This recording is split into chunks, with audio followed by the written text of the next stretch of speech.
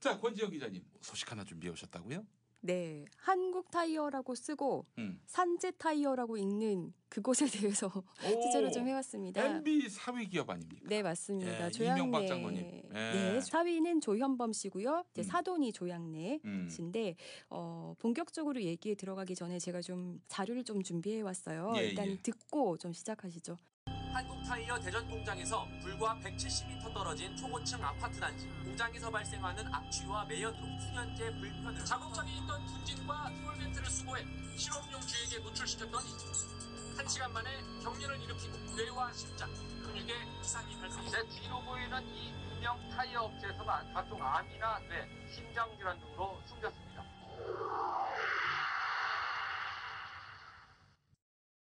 (1996년) 이후 현재까지 한국타이어 산재협의회에서 집계한 한국타이어 노동자 사망자 숫자는 168명, 최근 2명이 더 밝혀지면서 170명으로 집계됐다.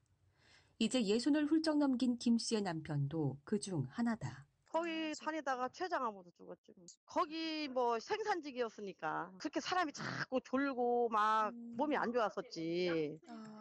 근데 알은 거는 95년도에 알았지, 암이라는 거를. 네, 그게 이제 만성이 돼서 알은 거야. 44세 남편을 먼저 보낸 김 씨는 줄줄이 3남매를 홀로 키우느라 하루도 편히 쉬질 못했다. 대전의 한 재래시장이 현재 그가 일하는 터전이다. 자, 동대문화 참조기 20마리에 예, 찐밥 8,000원입니다. 일로 오세요. 어디 가세요? 500 가져가시죠. 굉장히 열심히 살아, 내가 아주 그냥. 뼈가 으스러지도록 살고 있어요, 지금. 식당도 해보고. 아, 힘들었지, 뭐. 무시도 많이 당하고, 사람들한테. 그래서 내가 사람을 잘 안 만나. 여기서 그냥 죽어라고 일만 하지, 사람을 잘 안 만나, 내가. 사람이 싫어져갖고. 뭐 힘 있나? 긴 세월이 옛 이야기로 추억되면 좋으련만 여전히 남편에 대한 기억은 잊히질 않는다. 아이고, 지난 세월을 얘기하면 뭐하겠시오. 진짜, 아이고, 파란만장하지. 보고 싶기도 하고, 불쌍하기도 하고. 뭐 이렇게 힘들 때, 마음이 힘들, 명절 때는 꼭 병이 나. 내가 자꾸 생각을 하니까. 생각을 하면 병이 나지. 이렇게 끝나는 것일까? 여전히 김 씨의 남편처럼 죽어가는 노동자들이 많다는데 한국타이어 산재협의회 관계자의 말. 이게 현재 진행형이라는 게 사실 심각한 건데 이미 특수건강검진 자료, 노동부에서 나온 자료를 저희가 확인해보고 분석을 해보니까 2,600명이 넘어요. 검진 대상자가 4,000 몇 명이었는데 2,600명이면 56%가 넘어가거든요. 그리고 사망자도 공식적으로 지금 얘기되고 있는 게 이제 168명인데 실제로는 몇 명이 죽었는지도 지금 확인이 안 되고 있습니다. 그래서 저희들이 이제 국회에도 전수조사를 요구하고 있거든요. 몇 명이 죽었고 몇 명이 아프고.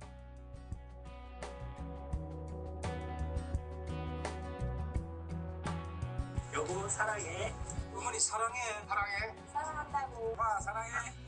나도 사랑해. 한 번이라도 더 사랑한다고 말하고 한 번이라도 더 고맙다고 말하고 그렇게 했으면 조금이라도 마음이 편해지지 않았을까.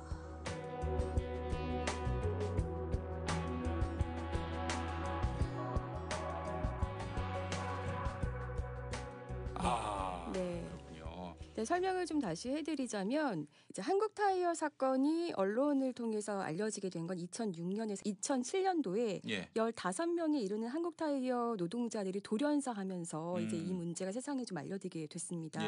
당시 한노위 위원장은 추미애 의원이었고요. 진상조사 단장은 우원식 의원이었는데 이 당시에 이인영 의원이 보도자료를 통해서 1급 발암 물질이 대기와 수질로 배출이 되고 있다. 뭐 이렇게 보도자료를 낼 정도로 이제 굉장히 사안이 시급한 사안이었었고 공장 노동자들뿐만이 아니라 사실 대기 수질로 노출이 되면 지역 주민들한테도 해로운 거고요. 사실 전 국민이 피해를 보게 되는 거잖아요. 일단은 다시 한번 좀 설명을 드리자면 진짜 10년간 사망자 숫자가 공식적으로는 168명이에요. 그런데 최근에 그 2명이 더 추가로 제보가 들어오면서 170명 정도의 사망자가 있는 것으로 보이는데요. 사실 정확한 숫자는 아직도 알 수가 없습니다. 이것도 어려운 데다가 11년도쯤에 전체 4,500여 명 노동자 중에서 총 질환자 숫자가 2,611명에 달했었거든요. 이게 2017년 숫자예요. 이거 네. 반 정도 되는 거 아닙니까? 네, 56%가 이렇게 중증 질환을 앓고 있다고 나왔어요. 예. 그런데 이게 문제가 뭐냐면요. 노동부가 특수 건강검진 지정병원에 확인한 바에 따르면 이 특수 건강검진도 왜곡하고 있다고 이제 산재협의회는 주장을 하고 있거든요. 이 주장이 맞는다면 훨씬 더 많은 사람들이 중증 질환에 시달리고 있다는 거죠. 근데 산재협의회가 이렇게 주장을 하는 이유는 뭐냐면요. 그 7월에 금산공장에서 일하던 노동자 한 분이 또 그 사망을 했거든요. 근데 이분이 2008년도에 특수 건강검진 자료에서 보면은 이분이 유관찰자로 돼 있었는데 이제 10년 만에 사망을 하신 거예요. 그런데 이분이 그때 이제 유관찰자로 되어 있으면서 유해인자가 뭐라고 기록이 돼 있었냐면 소음이라고 돼 있었던 거예요. 그런데 이분이 뇌출혈로 사망했잖아요. 예. 네, 소음 때문에 뇌출혈로 사망했다? 이거는 좀 말이 안 맞는 거죠. 네, 그렇기 때문에 사실 이제 특수 건강 검진도 왜곡이 되고 있다 이렇게 주장을 하는 거고 이런 상황들을 살펴보면 이거 일리가 있는 말인 거죠. 그래서 이미 밝혀진 숫자보다 훨씬 더 많은 분들이 중증 질환을 앓고 있다. 이렇게 좀 추정을 하고 있고요. 그런데 이제 사망자도 공식적으로 얘기하고 있는 것도 보다 훨씬 더 이제 많은 숫자가 있을 거라고 보이기 때문에 이제 한국타이어 산재협의회가 국회에 전수조사를 요구한 겁니다. 그런데 이 사실이 거의 10년 동안 단 한 차례도 제대로 공개된 적이 없었어요. 그러다가 올해 밝혀졌거든요. 그래서 이제 최근에 한국타이어 산재협의회가 기자회견도 열고 이제 문제 제기를 다시 하고 있는 상황이고요. 그 산재협의회가 기자회견에서 자료를 좀 제공을 했는데요. MSDS라고 그 화학물질을 안전하게 사용하고 관리하기 위해서 필요한 정보를 이제 기재한 MSDS 자료를 공개했는데 그 타이어를 생산하는 데 있어서 필수적으로 사용할 수밖에 없는 유해 화학물질들이 있습니다. 그러니까 뭐 벤젠이라든지 툴루엔 그리고 자이렌 같은 것들이에요. 그런데 그러니까 이런 것들이 어떻게 보면 호흡기를 통해서 흡수가 되면 뭐 급성 중추신경계라든지 마비를 가져온다라든지 호흡기 질환으로 가져온다라든지 여러 가지 뭐 혈액 쪽에 뭐 이상을 일으킬 수 있다라든지 신경계에 영향을 미치고 굉장히 이렇게 독성 물질이고 특히 벤젠은 잘 아시다시피 1급 발암 물질이잖아요. 그런데 이제 한국타이어 쪽에서는 이런 것들을 쓰지 않고 있다라고 주장을 하고 있거든요. 그래서 이제 산재협이 다시 문제 제기를 하고 있는 겁니다. 그리고 이제 문재인 대통령도 대선 시기에 약속을 했었거든요. 그러니까 그 산재협의회에서 질의를 하니까 한국타이어 노동자 집단 사망 문제와 관련해서 책임자를 처벌하고 산재 보상 개선을 하겠고 그리고 포괄 보상이라 그래서 아까 그 이제 음향에서 들으셨던 분도 그 남편분이 96년도에 사망하신 거잖아요. 그럼 사실 이런 분들은 유족들이 보상을 받기에는 어떤 법적인 시효가 넘어갔잖아요. 근데 이런 분들까지도 이제 보상을 할 수 있도록 포괄 보상을 하겠다 이렇게 약속을 했었는데 아직까지 사실 제대로 움직임이 없기 때문에 이제 이런 것들을 다시 요구하고 있는 겁니다. 근데 제가 이제 음향에서 마지막 부분에 들려드린 거게요. 사실은 한국타이어가 2016년에 가족사랑 프로젝트라고 해서 지금 전화하세요라는 자기들 영상을 만든 거를 제가 그 부분을 뒷부분에 좀 삽입을 한 거예요. 여기 마지막에 보면 어떤 그 영상에 보면 어떤 것들이 나오냐면 뭐 아빠 한국타이어에서 일하는 거 어떻게 생각해? 이런 것들을 이제 가족들한테 물어봐요. 그럼 가족들이 대부분 자랑스럽다. 이런 식으로 얘기하거든요. 근데 한국타이어가 분명히 알아야 할 것은 자랑스러운 거는 한국타이어가 아니라 노동자들이라는 거, 가족들이 자랑스러운 것이라는 것을 좀 알아야 할 것 같습니다. 네. 아니 개신교가 이분들을 돕는 모양이죠? 네, 맞습니다. 그 NCCK 쪽에서 많이 돕고 있고요. 여러 교회들이 함께하고 있는데 제가 이제 이 얘기를 가져온 이유도 사실 그거예요. 그 이제 교회들이 같이 함께 돕고 있기 때문인데요. 교계에 호소를 했더니 종교단체 쪽에서도 사실 뭐 개신교뿐만이 아니라 천주교 단체도 함께하고 있고 이제 종교단체들이 함께하고 있어요. 그래서 이번에 열린 기자회견도 그 종로 5가에 있는 한국 기독교 회관에서 교회홀에서 열렸었고요. 뭐 NCCK 인권센터의 박승열 목사라든지 대전에 계시는 NCCK 남재영 정의평화 위원장 이런 분들이 굉장히 열심히 돕고 계시죠. 예. 특히 이제 교계가 함께하게 된 어떤 계기는 산재 노동자들 작년에 산재 노동자가 사망하면서 노동자 한 분이 사망하면서 소송 비용 모금을 한 적이 있었는데 이때 예. 교회가 굉장히 적극적으로 나서서 모금 활동을 함께 해주셨다고 합니다. 네, 이런 것들이 사실은 훨씬 그냥 노동 단체라든지 사회단체, 시민단체만 하는 것보다는 훨씬 더 세상에도 울림이 있기 때문에 훨씬 힘이 된다 이런 말씀을 하셨고 제가 이 얘기를 가져온 이유도 왜 기독교인들이 이런 사회 문제에 우리가 동참을 해야 되는지 오늘 이 얘기를 좀 해보고 싶어서 가져왔습니다. 예. 네. 아 그래요. 이런 거 하면 얼마나 멋있습니까? 네. 약자들 곁에 있을 때 교회가 빛이 납니다. 예. 그렇죠. 예. 가짜 뉴스 할 때 빛이 안 나요. 예.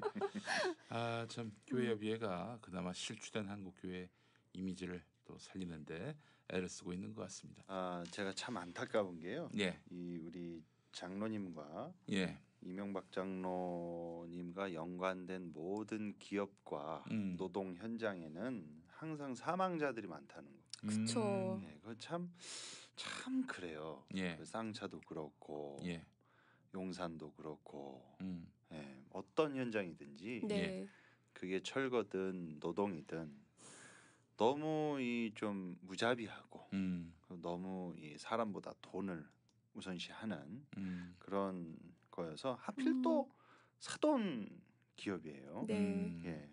그래서 이것도 그 조만간 이제 이번에 문재인 정권에서 그 KTX 해고 노동자들 그리고 이제 쌍차 노동자들이 좀 이렇게 잘 해결이 됐죠. 그래서 저는 또 이 한국 타이어도 예, 우리 저 문재인 대통령께서 대선 공약으로 하셨던 사안이기 때문에 좀 지켜보고 좀 기다려보고 좋은 소식이 있지 않을까. 예, 이번에 국정감사에서도 얘기가 좀 나올 것 같긴 한데 이제 조현범 대표는 증인 채택이 안 됐고요. 참고인 명단에 그 뭐 생산성본부 팀장이나 한 뭐 팀장급 2명 정도가 들어가 있는 것으로 제가 오늘 환노위 쪽에 연락을 해서 확인을 좀 했습니다. 네. 근데 그 사실 이렇게 일을 하는 이유, 이런 사회 문제에 함께 동참하는 이유에 대해서 제가 NCCK 박승열 목사님께 좀 여쭤봤어요. 왜 이렇게 사회 문제에 함께 하시는지. 이분 굉장히 뭐 스텔라데이지호라든지 이런 문제 스텔라데이지호 이제 위원장님이시죠. 네, 그렇죠. 같이 한번 들어보시죠. 그 딱 하나입니다. 하나님께서 보시기에 좋은 세상을 만드는 게 우리 그리스도인들에게 사명이라 생각해요. 그 어떤 개인의 어떤 영적인 정신적인 것만이 아니라 고통받는 이웃들 사랑하고 그들도 아름다운 삶을 살아갈 수 있도록 도와주는 게 우리 그리스도인들의 신앙적 임무이기 때문에 그 일에 대해서 늘 관심하고 또 작지만 힘을 보태려 노력하고 있습니다. 이게 사실 예하운 선교회가 만들어진 이유이기도 하잖아요, 목사님. 예, 그렇습니다. 저희 선교회에서 지향하는 선교 방향이죠. 예, 맞습니다. 그래서 그 쌍차 문제 있을 때도 광화문에서 같이 밤도 지새우시고 대한문 앞인가요? 예, 그때 그 전태일 열사님 그 동생분이신 전태삼님께서 선생님께서 함께 해주셔가지고요. 그때 그 두 분하고 같이 밤 샜었죠. 그때 문익환 목사님 친필로 된 시 받으신 걸 저한테 주셨습니다. 복사본입니다. 복사본에서 받아가지고 전태일이란 시죠? 맞습니다. 저도 받았습니다. 그러셨군요. 딴 자리에서 너무 감동이 됐어요. 우리 모두가 다 전태일이다. 이런 시였는데. 근데 대부분 이런 어떤 노동 문제라든지 이런 것들에 교회가 함께하면 뭔가 정치적으로 자꾸 엮으시잖아요. 그래서 교회는 이런데 관여하지 말아야 된다. 이렇게 주장하시는 분들이 상당히 많고 제가 있었던 전 직장에서도 그렇게 요구를 하셨었대요. 좋아요. 좋아. 그 말 뭐 좋다고 하겠습니다. 그러니까 가짜 뉴스 유포하지 말아요. 그 논리대로라면 가짜 뉴스는 유포해도 되고 이런 어렵고 힘든 이웃들의 편 돼주는 거 그건 하지 말라? 그거 악마지. 그게 정치적이라고 말씀하시는 그분들이 정치적인 분들이신 거죠. 그렇습니다. 오늘 참 아주 마음 따뜻해지는 소식을 준비해 오셨습니다. 직접 취재하셨어요. 우리 권지영 기자님 역시 저렇게 취재 현장에 있을 때 빛이 납니다. 예. 아까보다도 더 아름다워지신 것 같아요. 그런가요? 예, 감사합니다. 네. 오늘 이 한국 타이어 건에 있어서 교회가 이런 노동 문제, 사회 문제에 너무나 이 무관심한 그런 세태에 대해서 이 저 미국 복음주의자로 잘 알려진 그 미국 복음주의권 목사 하면은 저희가 흔히 빌리그램 목사를 알고 있잖아요. 그 쌍벽을 이루는 그 신학자 중에는 칼 헨리라는 사람이 있어요. 칼 헨리요? 예, 칼 헨리라는 사람이 그분이 쓴 책 중에 복음주의자의 불편한 양심이라는 책이 있습니다. 그 책이 벌써 나온 지가 1949년에 쓴 책이고요. 우리나라에는 IVP인가요? IVP에서 2009년에 번역한 걸로 알고 있어요. 그 책에 보면 그 분이 그 당시 미국 교회, 미국 주류 교회들의 행태들이 너무 교회가 이 성경과 하나님의 말씀이 개인의 윤리 도덕적 성찰을 위해서만 집중이 돼 있다. 우리 사회의 구조학과 우리 사회 문제에 대해서 너무 언급을 안 하지 않느냐. 그래서 이분이 한번 설문을 했다고 그래요. 지난 몇 개월 동안 이 미국 사회에 일어난 노동 문제를 이게 세상 문제, 노동 문제, 시민단체가 해야 될 사안이다라고 치부하는 게 아니라 이게 우리 신앙의 문제고 우리 교회 공동체가 관심을 가져야 될 문제다라고 인식해서 설교한 사람 몇 명인가요? 해서 몇백 명 중에 이렇게 손들어 보라고 이게 해보셨나 봐요. 근데 한 16명? 몇 명 안 되더라. 그런 겁니다. 그래서 이분이 이 책을 쓰신 이유도 교회가 우리 복음주의권에 있는 보수 신앙 노선에 있는 교회들이 이 성경의 예언자적 전통을 잃어버린 게 아니냐. 너무 그 당시에 개인 구원과 죽어서 가는 천국만 생각할 줄 알지 이 땅이 개차반으로 돌아가고 노동자들이 아주 그 뭐죠? 착취당하고 억압받고 그런 문제들에 대해서 오히려 이 무신론 노선에 있는 그 세상 사상가들 뭐 마르크스나 공산주의자는 그런 문제에 관심을 갖고 개선하려고 했는데 오히려 교회가 무관심하고 교회가 이런 문제에 대해서 생각을 안 한 나머지 이것이 교회의 아주 고질적 병폐가 된 것이 아니냐라고 이걸 진단하셔가지고 책을 쓰셨어요. 이게 벌써 1949년에 나온 책입니다. 1949년이요? 근데 우리나라에는 2009년에 소개됐습니다. 예, 그래서 이제는 좀 교회가 단순히 나 혼자 예수 믿고 천국 가는 거, 우리 교회 공동체가 단순히 그냥 불이웃돕게 하는 거, 그 수준이 아니라 좀 더 이제 이런 문제에 우리가 좀 더 신앙에 관심을 갖고 이렇게 좀 적극적으로 참여하는 부분도 고민해봐야 될 이제 시대가 오지 않았는가 그런 생각이 듭니다. 예, 알겠습니다.